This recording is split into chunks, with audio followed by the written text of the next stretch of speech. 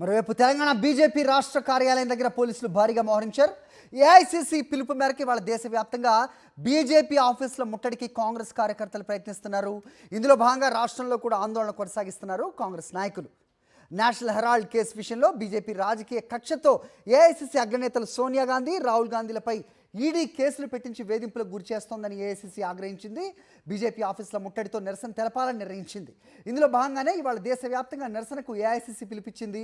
దీంతో గాంధీ భవన్ నుంచి బీజేపీ కార్యాలయం వరకు నిరసనకు కాంగ్రెస్ శ్రేణులు సిద్ధమయ్యాయి. మరోవైపు కమలదళం సైతం వారిని ప్రతిఘటించేందుకు సంసిద్ధంగా ఉంది. దీంతో పోలీసు అధికారులు అప్రమత్తంగా వ్యవహరిస్తున్నారు.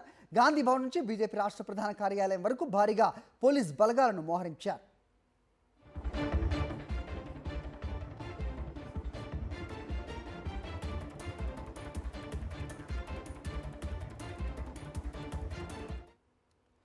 రైట్, ఈ అంశంపై మరింత సమాచారం మా ప్రతినిధి విక్రమ్ అడిగి తెలుసుకుందాం. విక్రమ్,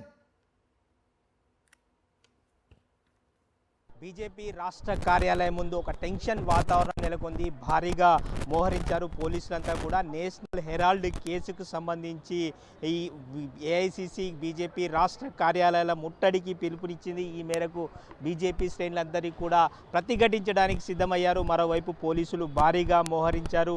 ఒకవైపు రోప్ పార్టీలు, మరోవైపు స్పెషల్ పార్టీలు ఎక్కడికక్కడ మోహరించాయి. బ్యారికేడ్లన్నీ కూడా సిద్ధం చేశారు. 5 అంచెల భద్రతను ఏర్పాటు చేశారు. బీజేపీ రాష్ట్ర కార్యాలయానికి వచ్చే దారులన్నీ కూడా మూసివేశారు. బ్యారికేడ్లను ఇటువైపు అటువైపు 2 వైపులా కూడా బ్యారికేడ్లను ఏర్పాటు చేశారు. కాంగ్రెస్ పార్టీ నేతలు బీజేపీ రాష్ట్ర కార్యాలయం ముట్టడికి పిలుపునిచ్చిన నేపథ్యంలో ప్రతిఘటించడానికి బీజేపీ శ్రేణులంతా కూడా సిద్ధంగా ఉన్నారు. ఖచ్చితంగా అడ్డుకుంటాము, ప్రతిఘటిస్తాము అని చెప్తున్న పరిస్థితి ఉంది. టెన్షన్ వాతావరణం అయితే నెలకొంది. ఒకవైపు పోలీసులు మోహరించారు, మరోవైపు ప్రతిఘటించడానికి బీజేపీ శ్రేణులంతా సిద్ధంగా ఉంది. మరి కాసేపట్లోనే ఏఐసీసీ పిలుపు మేరకు కాంగ్రెస్ పార్టీ కార్యకర్తలంతా కూడా ర్యాలీగా బయలుదేరనున్నారు.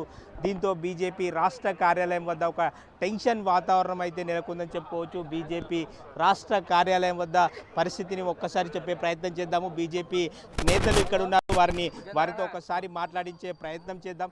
చెప్పండి, ఈ కాంగ్రెస్ పార్టీ నేతలు ర్యాలీగా బయలుదేరబోతున్నారు, మీరు ప్రతిఘటిస్తారా? మీరు ఏం చేయబోతున్నారు? వాళ్ళు ఎల్లైతే ర్యాలీ ఉంటుందో మాకు కూడా అంతే డిస్టెన్స్ ఉంటుంది. గుర్తుంచుకోండి, కాంగ్రెస్ వాళ్ళ ఈరోజు మీరు ఏదైతే చేయదలుచుకుంటారో మీరు గవర్నమెంట్లో ఉండి అది కూడా ఎంతవరకు కరెక్ట్ అని అంటున్నాడు. ఒక ఆఫీస్ల మీదకి అటాక్ చేస్తా అన్నాడు. ధర్నా చౌక్లు ఉంటాయి, చేసే విధానాలు ఉంటాయి, చెప్పే విధానాలు ఉంటాయి, తెలియజేసే విధానాలు ఉంటాయి. అది కాకుండా మీరు ఒక ఆఫీస్ మీదకి వస్తా అంటే ఎంతైతే మీకు ఇంత డిస్టెన్స్ ఉందో మాకు కూడా అంతే డిస్టెన్స్ ఉంది. ఇక్కడ ప్రతి ఒక్క కార్యకర్త ఏ విధమైన కనిపిస్తున్నారో మీకు తెలుసు. ఇక్కడ దానికి వస్తే మాత్రం మేము అదే విధమైన స్థానంలో మీకు ఎదురు దెబ్బ ఉంటుంది. మీకు అంతేకాదు, ఇక్కడి నుంచి మళ్ళీ అక్కడి దాకా తీసుకుపోయి అక్కడ ఏం చేయాలో అది చేస్తాం. అది మీరు గుర్తుంచుకోవాలని కాంగ్రెస్ వాళ్ళకి మళ్ళీ హెచ్చరిస్తున్నాం. చూసుకోవచ్చు, ఒక టెన్షన్ వాతావరణం అయితే బీజేపీ రాష్ట్ర కార్యాలయం ముందు నెలకొన్నది.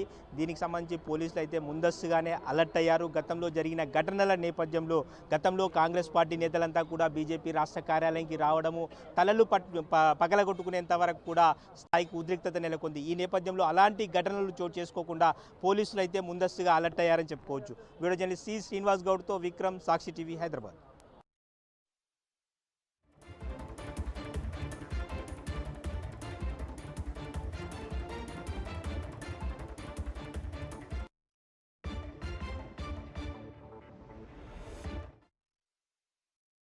శాంతియుతంగా నిరసన తెలిపే కార్యక్రమం ఇది. మేము వెళ్ళి ఆఫీస్ మీద ధ్వంసం చేయడమో దాడి చేయడం కాదు. అక్కడ వెళ్ళి కూర్చుండి ఈ తప్పు చేశారు బీజేపీ ప్రభుత్వం, కేంద్ర ప్రభుత్వం తప్పు చేసి రాజీవ్ గాంధీ కుటుంబాన్ని, ఇలా ఇందిరాగాంధీ, రాజీవ్ గాంధీ దేశం కోసం ప్రాణాలు అర్పించిన కుటుంబాన్ని గురి చేస్తున్నటువంటి పరిస్థితులు వివరించే ప్రయత్నం చేస్తాం.